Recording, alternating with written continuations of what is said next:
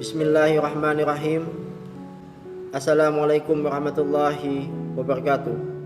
Alhamdulillah, la ilaha illahu, wassalatu wassalamu ala rasulillah, amma ba'du. Pendengar budiman yang dirahmati Allah, peserta didik kelas 9, yang semoga kita senantiasa diilhami, diberikan petunjuk dan diberikan kesehatan dan keselamatan oleh Allah. Ini ada video kedua, bahasan tentang materi kelas 9 tentang zakat. Pada video kedua ini kita akan membahas cara menghitung zakat. Yang pertama adalah zakat fitrah, yang biasa disebut dengan zakat jiwa atau zakat saum, zakat badan. Diwajibkan kepada setiap muslim yang balik, berakal, dan memiliki kelebihan makanan pokok pada hari itu dan beberapa hari ke depan. Maka tidak disyaratkan adalah dia harus kaya. Bahkan orang miskin yang memiliki kelebihan harta pun masih bisa berzakat fitrah. Jika dia cukup hanya sendiri, maka dirinya yang berzakat fitrah. Maka 4 orang lain yang ada dalam rumahnya tidak diwajibkan. Barangkali yang bisa dikatakan lepas sama sekali dari zakat fitrah adalah golongan fakir yang memang kadang tidak memiliki apa-apa untuk dikeluarkan untuk zakat fitrah. Zakat fitrah adalah zakat yang dibebankan kepada muslim apabila menemui 2 masa. Dia menemui bulan Ramadan dan dia menemui Syawal. Maka orang yang meninggal dunia di tengah bulan Ramadan maka tidak diwajibkan zakat fitrah. Dan tidak diwajibkan pula untuk ahli yang ditinggalkannya untuk membayarkannya. Tetapi apabila dia meninggal setelah masuk waktu maghrib atau masuk tenggelam matahari 1 Syawal, maka wajib dia dibayarkan zakat fitrahnya oleh ahlinya apabila dia sendiri belum sempat. Kemudian orang yang lahir setelah masuk waktu maghrib dari 1 Syawal atau masuk tenggelam matahari setelah 1 Syawal, maka tidak diwajibkan zakat fitrah. Atau orang yang mu'allaf setelah masuk 1 Syawal, maka tidak diwajibkan zakat fitrah kepadanya. Zakat fitrah yang wajib dikeluarkan ada berupa makanan mentah pokok dalam suatu negeri. Seperti kita, Indonesia berarti adalah diantaranya beras. Yang menjadi takarannya adalah sa atau mud. 1 sa setara dengan 4 mud yang dikonversikan dalam timbangan senilai 2,5 kg. Ada sebagian ulama daerah, MUI daerah menyebut 2,75, bahkan ada yang menyempurnakan 3 kilo untuk ihtiyat, untuk kebaikan sehingga tidak meragukan dari batas timbangan. Maka setiap jiwa 2,5 kilo beras yang dibayarkan. Maka jika dalam rumah itu ada sebanyak 5 orang, maka yang wajib dikeluarkannya adalah 12,5 kilogram yang wajib dibayarkannya. Pada dasarnya yang wajib dibayarkan adalah berupa makanan pokok mentah. Tetapi oleh Imam Hanafi berpendapat boleh dengan bentuk uang, dan ulama kontemporer, ulama mutakhirin sekarang membenarkan bahwa ini adalah salah satu bagian ijtihad kemudahan dan banyak kebaikan karena mustahik bisa menggunakan uang lebih luas. Maka jika dalam bentuk uang, setiap jiwa 2,5 kg dikali harga beras per kilonya ketika itu, misalnya 11.000 per kilo, maka 2,5 kg dikali 11.000 kita dapati 27.500. Maka setiap jiwa 27.500 yang harus dikeluarkan.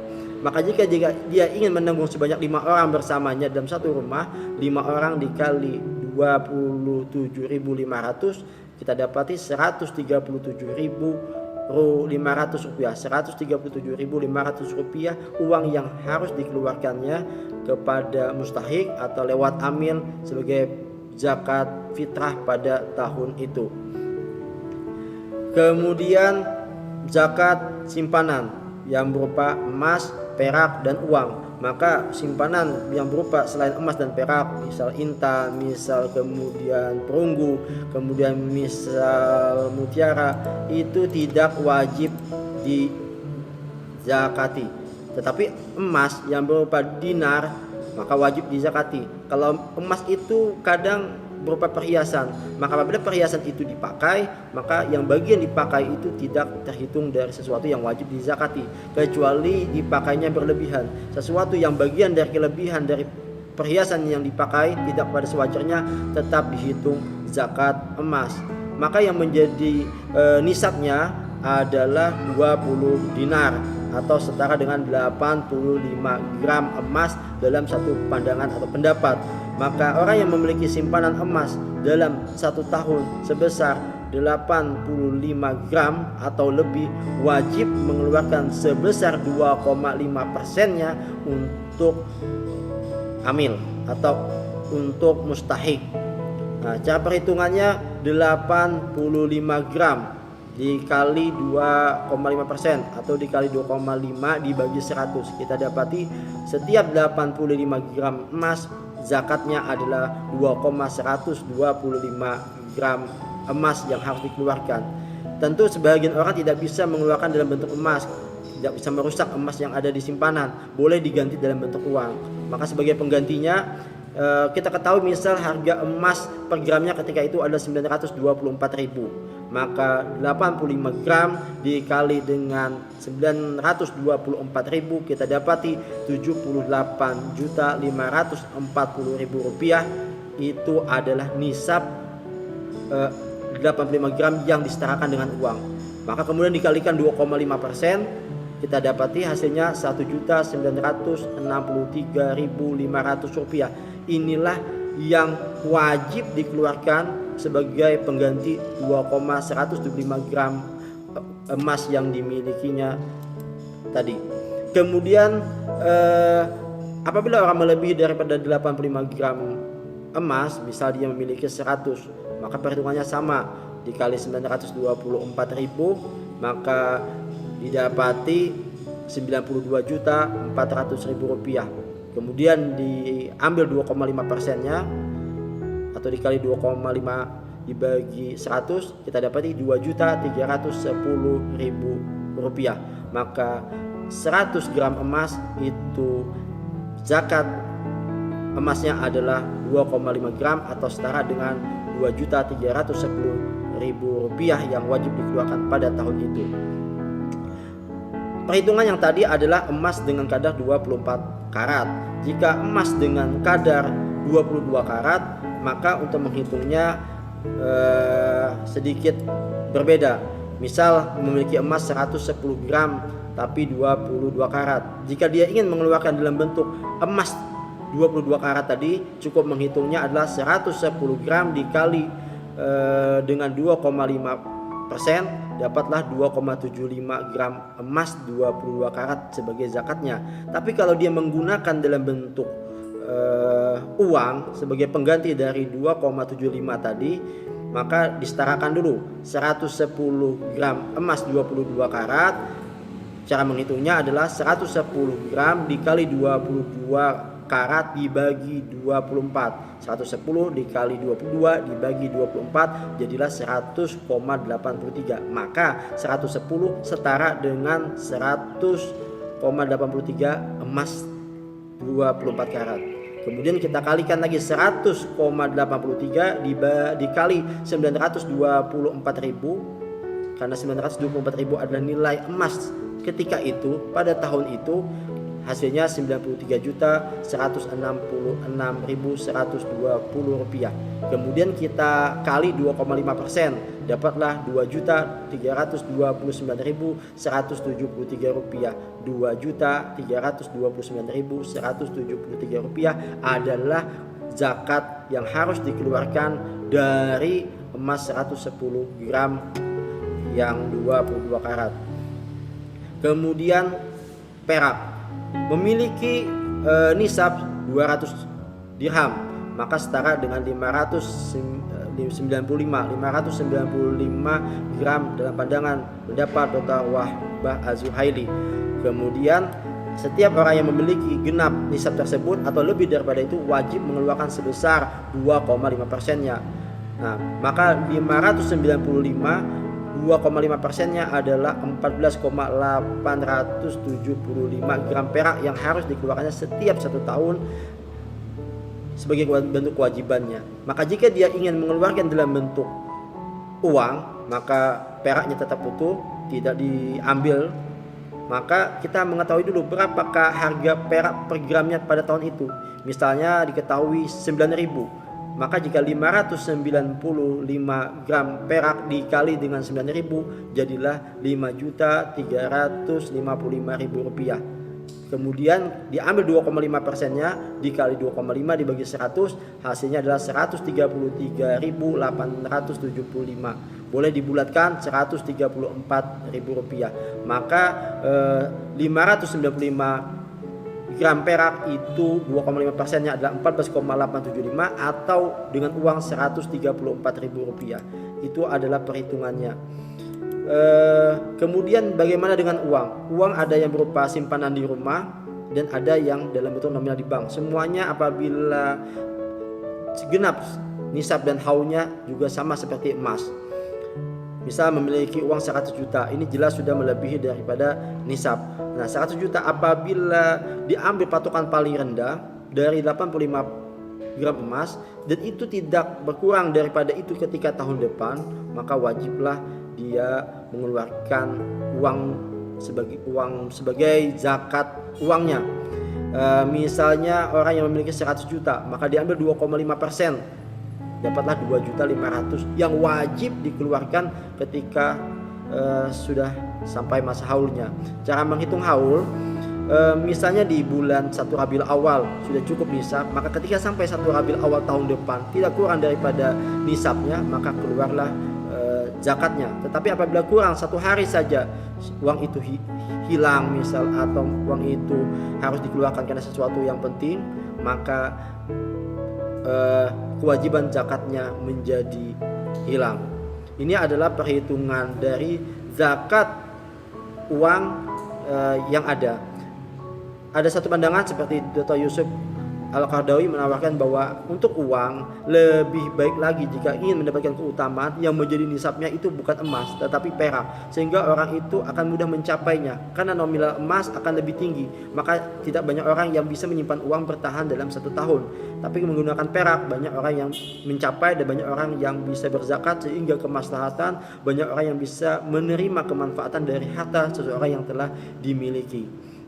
Kemudian dalam pengeluaran zakat emas, perak, uang itu setelah sampai masa haulnya boleh menunda beberapa saat. Tetapi misal dia menunda 2 bulan, sampai 2 bulan kemudian uangnya kurang daripada nisab, maka kewajiban zakatnya tetap ada karena pada dasarnya dia sudah melampaui haulnya.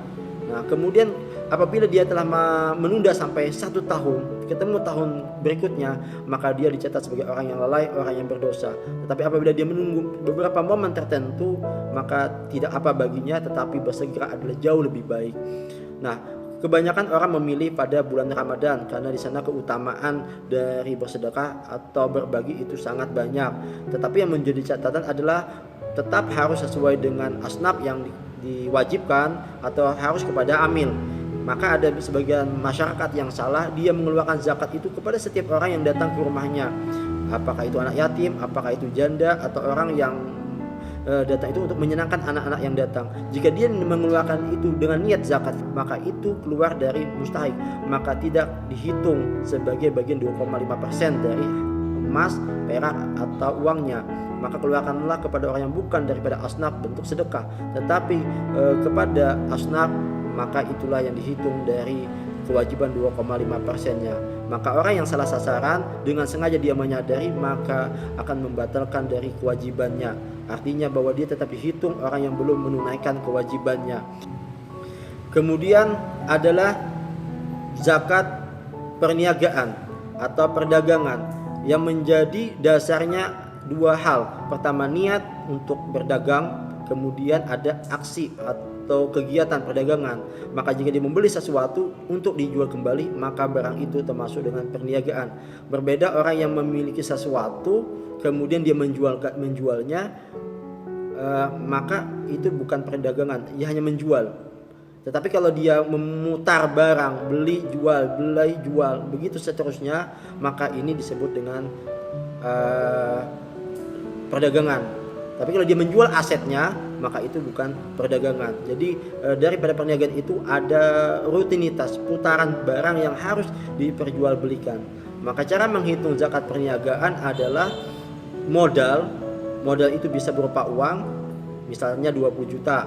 Kemudian barang yang saat itu dimiliki yang sedang diputar, misal 50 juta. Kemudian untung yang didapat pada tutup buku tahun adalah 30 juta. Kemudian piutang yang sedang ditunggu dan pasti akan didapatkan sebesar 20 juta, maka kita akumulasi semuanya didapati 120 juta. Maka 120 juta sudah melebihi nisab emas 85 gram kali 924 ribu rupiah. Maka seandainya dia punya hutang, dikurangi dengan hutangnya, bisa punya hutang 10 juta, maka akhirnya akumulasinya dia memiliki jumlah 110 juta. Maka 110 juta itu wajib dikeluarkan zakatnya 2,5%. Kita dapati 2.750.000 rupiah adalah zakat perniagaan yang harus dikeluarkannya. Zakat perniagaan ini adalah termasuk zakat yang paling sering dilalaikan oleh orang yang beriman, karena banyak hanya konsentrasi pada emas, perak, dan uang simpanan. Padahal pada sesuatu apa yang diperdagangkan, maka jika dia mencukupi nisab dan haulnya, maka apa yang bagian putaran uang yang selalu bertambah dari perniagaan itu wajib baginya mengeluarkan zakat perniagaan. Kemudian adalah zakat tambang. Tambang akan menjadi sesuatu yang wajib dizakati apabila itu mempunyai nilai dalam bentuk uang. Misalnya seseorang menambang pasir untuk keperluan rumah, tidak ada zakatnya. Orang menambang permata atau intan hanya untuk koleksi simpanan, tidak kena zakat. Tapi apabila kemudian dia menambang dan kemudian ia menjualnya, maka setiap penjualan itu ada zakat sebesar 2,5%. Misal seseorang itu menambang intan, kemudian dia menjual hasil daripada apa yang didapatnya intan tadi 800 juta, misal 800 juta, maka dengan kadar 85 gram sebagai nisab itu jelas sudah melampaui. Maka 800 juta diambil 2,5%-nya adalah 20 juta. Untuk tambang itu dibayar setelah cukup 1 haul. Misal dia menambang pada bulan Rabiul Awal, maka akumulasi dari hasil penjualannya pada Rabiul Awal tahun depan, maka diambillah 2,5%-nya. Tapi sebagian ulama tidak mensyaratkan haul, artinya agar lebih bersegera, agar uangnya tidak hilang. Setiap pendapatan dari hasil jualan tambang maka dibayar ketika itu dibolehkan. Jadi sama saja ketika itu atau diakumulasi, dikumpulkan dulu. Cuma kalau diakumulasi dicatat dengan baik sehingga tidak ada yang terlewat, sehingga tidak ada yang terabaikan dari nilai-nilai pendapatan rupiah dari hasil penambangannya. Kemudian adalah zakat berupa rikas. Rikas ini adalah barang temuan. Ini lebih cenderung misal harta karun, sesuatu yang didapat dengan tidak ada susah payah, tidak dengan usaha. Maka ketika kita menemukan harta karun yang jelas ini adalah milik sesuatu yang tidak ada pemiliknya secara zahir, maka bisa dinisbahkan sebagai miliknya. Maka nisabnya sama dengan emas 85 gram dikali harga emas per gramnya ketika itu. Maka misalnya dia mendapatkan harta karun dengan nilai 200 juta, maka 20% dikeluarkan. 20% ini adalah paling besar di antara ukuran zakat yang harus dikeluarkan, karena juga didapatnya dengan tidak berusaha, seperti rezeki nombok. 200 juta diambil 20% adalah 40 juta. Dan untuk rikas tidak harus haul, tidak ada. Jadi setiap dapat ketika itu, maka seketika itu apabila sudah bisa dinilaikan dengan uang, jika itu ada bentuk barang, maka dikeluarkanlah 20%-nya. Tetapi apabila dalam bentuk uang misal, kemudian ini bisa disebut dalam hukum fikih luqatah, dia wajib dulu selama 1 tahun memaklumkan atau mengumumkan dengan sesuai dengan ketentuan syariat, sehingga apabila tidak ada yang mengakui, sehingga itu bisa dinisbahkan jadi miliknya, maka temuan barang yang tidak punya pemiliknya diambillah 80% dirinya dan 20% sebagai zakat. Pada sebagian ulama juga memasukkan rikas ini seperti hadiah. Orang yang dapat tiba-tiba hadiah dari bank misal dengan jumlah yang sangat besar, maka 20%-nya adalah zakat rikas. Tetapi ulama sepakat bahwa tidak memasukkan harta waris sebagai bagian dari rikas. Artinya warisan tidak ada zakatnya kecuali setelah itu jadi simpanan dan masuk harta emas, perak atau uang. Kemudian zakat pertanian. Zakat pertanian ini tidak diwajibkan kecuali memiliki nisab 5 ausuk atau wasak. Wasak ini adalah angkutan, setiap wasak ini adalah angkutan penuh pada satu tempat di atas punggung unta. Jadi 5 wasak 5 punggung unta, cukup banyak, cukup besar, yang kemudian disetarakan dengan kilo. Itu salah satu pendapat adalah 750 kg beras yang sudah digiling. Kalau dalam bentuk padi adalah 1350 kilo. Ada banyak beberapa pendapat, tetapi saya mengambil pendapat 750 kilo sebagai contoh. Maka berapa yang harus dikeluarkan jika dia menggunakan air tanda hujan dari langit sehingga tidak ada upaya, atau bisa dari air sungai yang kemudian dialirkan tanpa ada biaya, ini juga termasuk seperti tanda hujan, maka zakatnya adalah 10%. Namun jika dia dengan pengairan sungai, sumur, tetapi dia mengeluarkan biaya, misal dengan pompa, sehingga ada materi-materi uang yang harus dikeluarkan untuk setiap kali pengairan, maka jatuhnya hanya 5% dari pendapatan melebihi angka 750 kilo. Ada satu pendapat yang mengatakan bahwa selain daripada pengairan dalam bentuk air yang berbiaya seperti pupuk, kemudian biaya pemeliharaan dan operasional lainnya, itu bisa dijadikan pengurang nisab. Jadi di uang itu dihitung dengan kilo, kemudian pendapatan dari hasil panennya dikurangi. Apabila masih melebihi 750 maka dia berzakat, apabila dia kurang maka tidak berzakat. Ada lagi pendapat yang mengatakan bahwa nisab tadi, biaya operasional tadi itu membuat ketentuan zakatnya tidak 10% tapi menjadi 5%. Jadi operasional membuat 5%, disamakan dengan pengairan. Tetapi pendapat yang menyebut bahwa mengurangi nisab atau mengurangi dari 10 jadi 5%, ini adalah pendapat yang tidak mutamad. Yang mutamad seperti pendapat Imam Syafi'i bahwa biaya operasional tidak mempengaruhi dengan jumlah daripada nisab. Jadi yang dihitung hanya pengairan berupa tanda hujan atau dengan yang berbiaya. Maka kalau misal kita ingin menghitung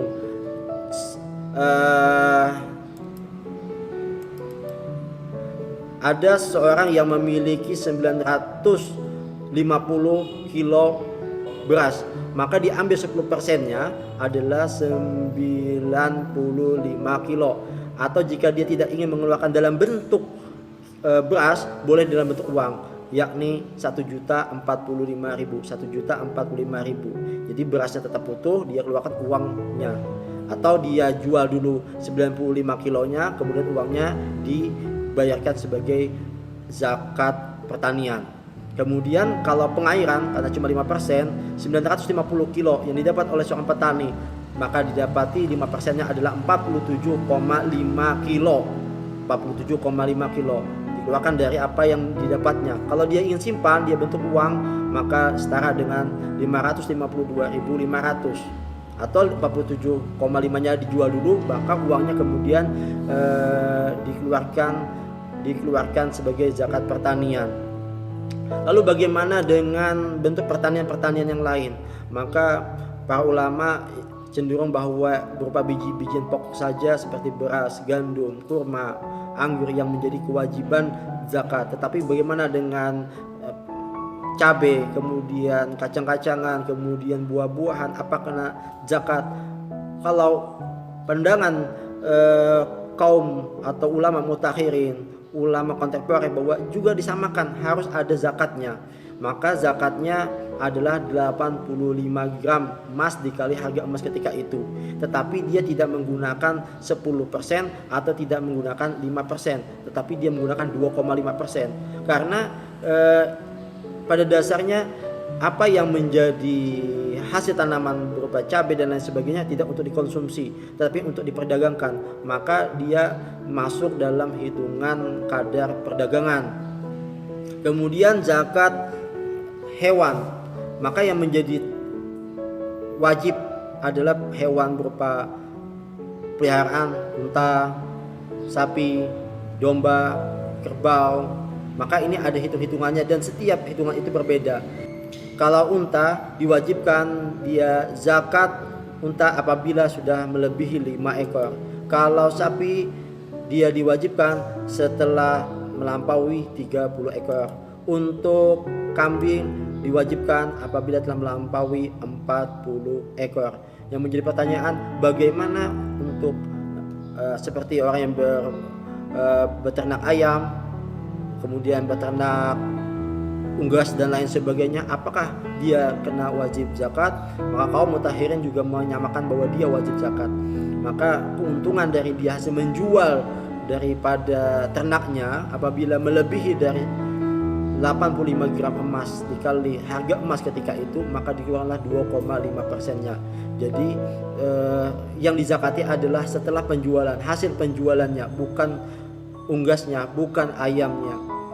Berbeda dengan sapi, kerbau, kambing, maka yang dizakati adalah hewannya, langsung daripada itu diambilkan.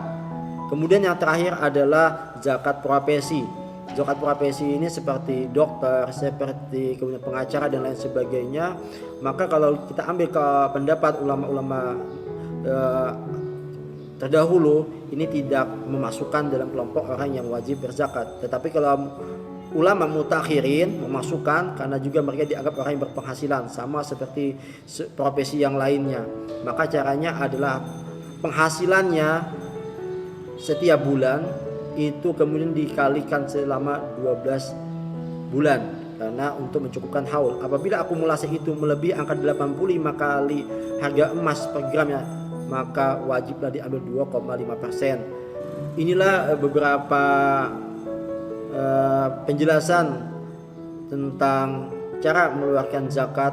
Semoga kita diberikan oleh Allah Subhanahu wa taala kelebihan rezeki agar kita termasuk orang yang berzakat, karena berzakat itu adalah satu kebaikan sehingga kita bisa ta'awun menolongi orang lain, dan kita yang mengamalkan zakat juga mempunyai pahala di sisi Allah Subhanahu wa taala. Dan pada akhirnya wallahu wal muwaffiq ila aqwamit thariq, kami ucapkan wassalamualaikum warahmatullahi wabarakatuh.